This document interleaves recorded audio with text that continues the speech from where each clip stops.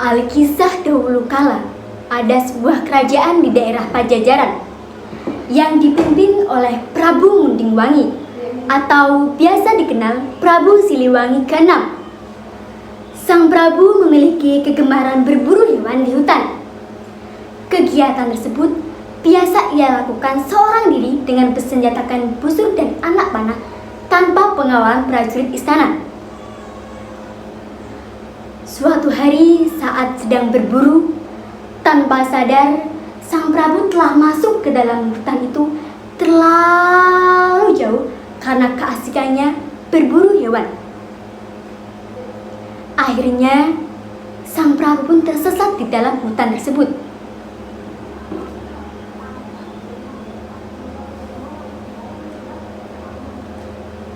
Aneh sekali hutan ini, aku sama sekali tidak bisa menemukannya. Aku tidak bisa menemukan jalan keluar dari hutan ini. Apakah aku sudah tersesat?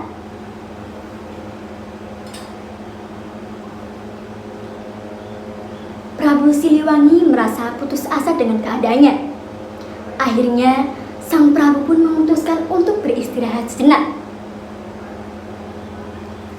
Dari kejauhan terlihat samar sosok seorang wanita cantik dan jelita. Prabu Siliwangi akhirnya merasa lega. Kemudian ia mendekat dan menyapa wanita tersebut.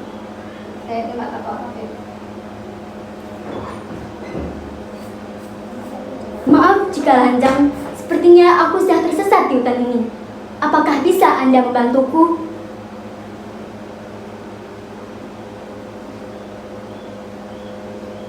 Baiklah Tuan, aku akan membantumu. Akan tetapi ada syarat yang harus Tuan penuhi. Selama ini aku hidup sendirian. Tinggallah bersamaku untuk beberapa waktu. Maka akan aku tunjukkan jalan keluar dari hutan ini. Prabu Siliwangi merasa tidak keberatan dengan syarat itu. Akhirnya diajaklah sang Prabu pulang ke rumah wanita tersebut. Waktu berlalu begitu saja.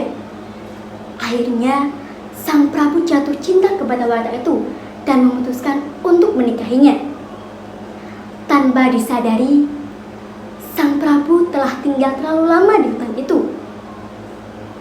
Dia merasa sudah saatnya ia kembali untuk memimpin kerajaannya di Pajajaran. Prabu Siliwangi meminta izin kepada istri dan sang istri mengizinkannya dan berpesan agar selalu menjaga kesehatan serta sesekali kembali ke hutan untuk sekedar menengoknya. Prabu Siliwangi berjanji jika ia berburu kembali, dia akan mampir untuk menemuinya. Kemudian sang istri mengutus prajuritnya untuk mengantarnya sang Prabu untuk keluar dari hutan ini. Sesampainya di kerajaan, semua orang kaget, bercampur haru menyambut kedatangan sang Prabu. Mereka mengira bahwa selama ini rajanya telah meninggal dan tidak akan pernah kembali lagi. Waktu berjalan begitu saja. Prabu Siliwangi kini tengah disibukkan dengan pekerjaan yang menumpuk akibat kepergiannya itu. Ia pun sampai melupakan istrinya yang tinggal di hutan. Pada suatu malam, ketika sang Prabu tengah terlibur pulas, dia samar mendengar suara tangisan bayi. Dia terbangun dan bergegas mencari asal suara tangisan tersebut. Ketika dia membuka pintu istana, dia terkejut tampak di hadapannya bayi yang sedang menangis. Dia bingung dengan bayi itu. Kemudian ia menggendongnya dan bermaksud untuk menyerahkan kepada dayang istana. Tiba-tiba muncullah sinar terang menyilaukan mata di hadapannya. Di balik sinar itu muncullah wanita yang tidak asing bagi sang Prabu. Wanita itu adalah istri yang tinggal di hutan. Sang istri mengatakan bahwa bayi itu adalah anak mereka dan berpesan untuk merawatnya selayaknya manusia. Belum sempat bertanya banyak kepada sang istri, dalam seketika sang istri pun menghilang. Kemudian sang Prabu membawa bayi itu masuk dan memberikan nama Putri Karita.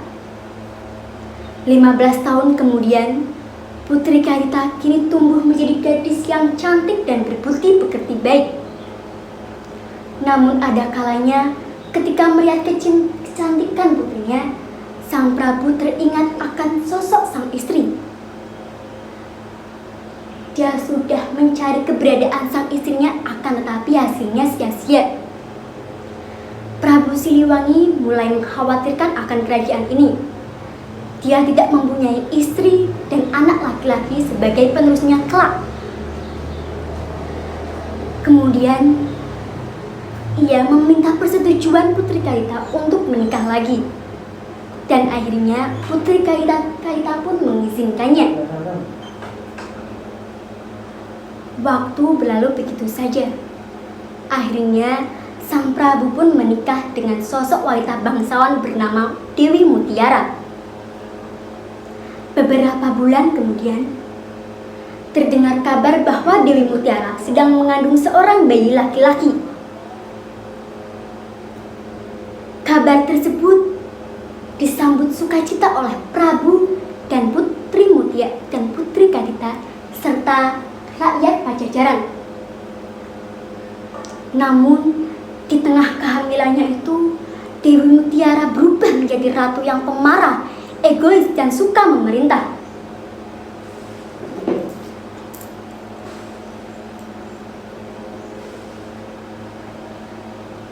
Kakanda, aku ingin setiap hari makan makanan mewah, seperti saat jamuan istana.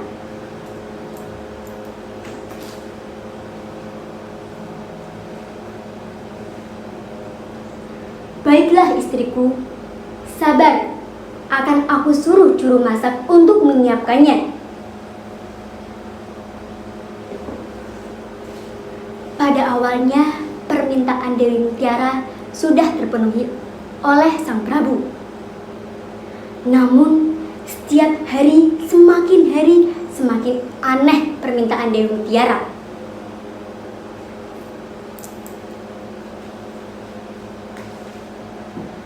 Kakanda, demi kelancaran kehamilanku ini, aku ada satu permintaan. Aku ingin Putri Karita pergi dari istana ini.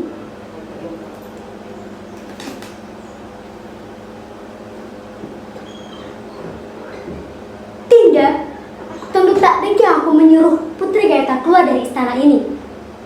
Dia adalah putri semata wayangku yang telah kubesarkan dari kecil hingga besar. Tentu tak tega aku menyuruhnya untuk keluar dari istana ini. Mendengar penolakan tersebut, Dewi Mutiara merasa kecewa, kesal, dan sangat marah. Dia mencari cara agar menyingkirkan Putri Karita dari istana ini. Akhirnya, dia menemui dukun sakti. Dia rela membayar mahal asalkan Putri Karita keluar dari kerajaan ini. Pada malam hari, ketika Putri Karita tengah tertidur pulas, muncullah asap tebal berbau busuk menyelimuti tubuhnya. Namun anehnya, Putri Karita tidak merasakannya. Pada pagi harinya, tubuh Putri Karita berubah menyeramkan. Putri Karita terkejut akan apa yang terjadi pada tubuhnya.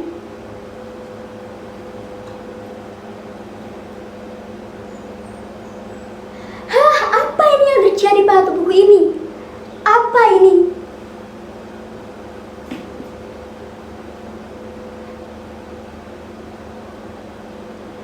Putri Karita akhirnya pun merasa sedih karena semua badannya berubah menyeramkan. Dan akhirnya sang Prabu pun bersikap mencari tabib untuk mengobati penyakit sang putrinya. Akan tetapi tidak ada satupun tabib yang mampu mengobatinya. Dan akhirnya Dewi Mutiara menyampaikan niat jahatnya kepada sang Prabu.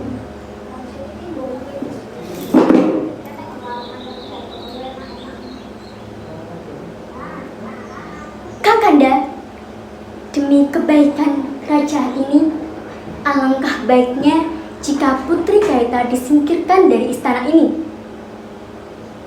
Bisa saja penyakit itu menular ke calon bayi kita. Pertimbangkanlah demi kerajaan ini. Akhirnya, sang Prabu mulai terhasut oleh niat jahat Dewi Mutiara. Dengan berat hati, sang Prabu pun merelakan putrinya keluar dari istana ini.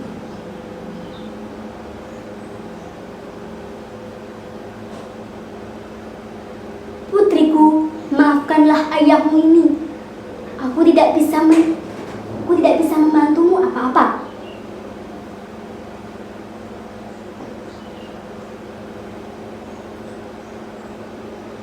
Baiklah ayah, tidak apa-apa. Aku akan selalu baik-baik saja.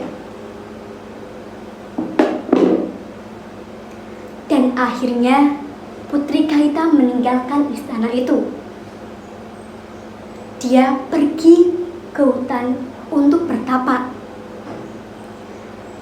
Di tengah bertapanya terdengar suara yang asing.